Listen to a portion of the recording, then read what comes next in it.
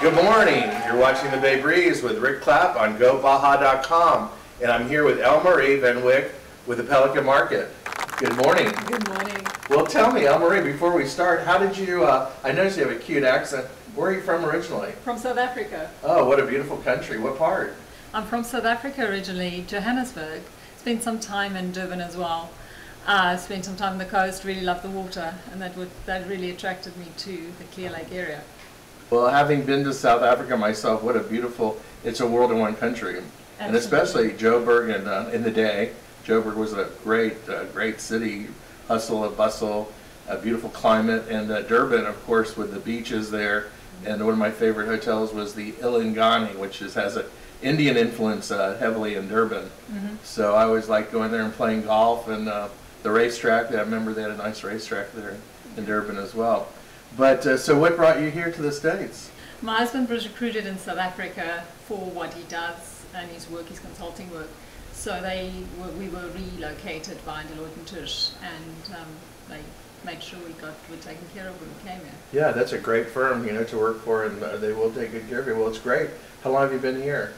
Going on 16 years. Okay, and how long in Seabrook or Clear Lake? Clear Lake around 2 years. Okay, do you like it? Oh, I love it. Well, I guess you do like it. You're coming up with a major project. Tell us about this Pelican Market. I'm pretty excited about that.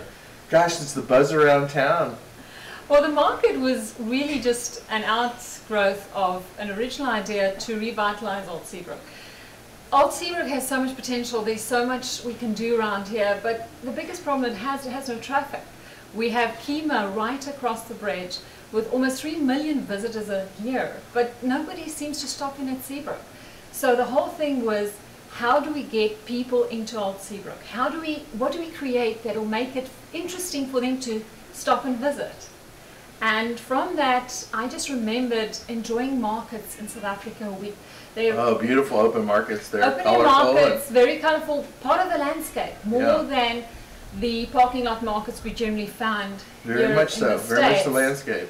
It's a destination, it's a place people want to come to. But in order to have that, you need the support of your leaders in the community. I think, my opinion is, we've had poor leadership for the last 4 years in Seabrook. And I think with the energy that you bring and the vision, I think we're going to go back to the days that there was a lady here one time named Marion Kidd. Marion Kidd, myself, and a few other merchants used to put on these beautiful events and markets monthly. They were very successful. And ever since we stopped doing that and getting funding from the city, this community has fallen apart. There's nothing for the local people really to do that's very enriching. We can have a little beer fest and little music things and things for children, but we need enrichment. I think that's what you're going to be bringing to this community. And I can visualize what you want to do and kind of share that vision with some of the other people. Like, what type of things would you have in the market? Well, this market is really for the community. It's really about bringing together the wonderful artists we have and craftsmen we have in this area. We have some fantastic talent. We also have chefs that are waiting to have people taste their goods. I mean, there's just amazing creativity in this area. We'll have anything from arts, handcrafted items. We won't have anything that is even assembled, out of the state items. It'll be local, it'll be Texan, it'll be food that have this wonderful Tex-Mex flavor to them. Yes. It'll be farmers, local farmers, right? fresh produce. I know a lot of people right here in our community grow organic produce. Well, that's fantastic, because you'll do a gardener's corner, anything you have that you can consume yourself. It's really about a place that we want people to come together, to get to know each other. Let's reconnect. Let's get out from behind the computer and into the community, start enjoying each other's company, and then also enjoy performances from local musicians. Yeah, great. We'll get school performances in, local drama groups, strolling musicians, and also anything that you guys come up with. I mean, suggestions are very welcome. And would this be Marie, once a month or weekly? Or? Every weekend, Saturday and Sunday. So every weekend, great, yes. Rain or shine. Absolutely. Well, do you have a place picked out or slotted, or have you found a place that's amiable?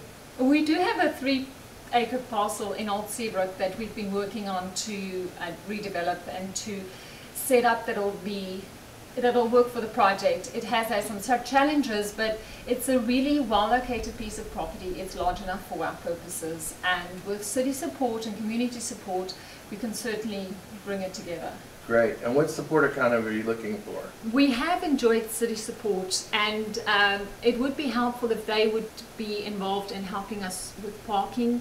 The school district of Clear Creek, we also are working with to be able to use the school parking lot, locally with the parking lot right next door. So parking is one of our big challenges. Also development of the physical property, making sure it's accessible, making sure it's got proper paving, and it's safe for people to walk on. Again, this is not a parking lot, but that's the whole intention. It needs to be something with ambiance. You know, I'm going to be very outspoken here, and this has a reflection on you, but myself. The leadership of this community of Seabrook has put us so far back. You're one of the bright stars that's going to help bring this community forward with the new elections, hopefully. And that at one time, you know, location is everything. You've heard that, that's the truth. We are a better location than Kemah, but because the leadership in Kemah, Matt Wiggins and his crew, along with our friend at Landry's, Mr. Fertitta, has built an empire, and we have to give them a lot of accolades for that. Well, since they did that for us, and we're strategically located before you get to Kemah, my goodness, why aren't we picking off at least 20–30% of the visitors that are going there? Yeah. And in order to do that, you have to have funds. I don't know what our community does with, or I do know, with the hotel motel tax funds, because they have a substantial amount. And they've floundered on that. Their expertise and knowledge in tourism is zero. They've built a tourist office here, or they have a tourist office here, Pam Summers heads up, which is a number 0. It doesn't do anything to produce more business.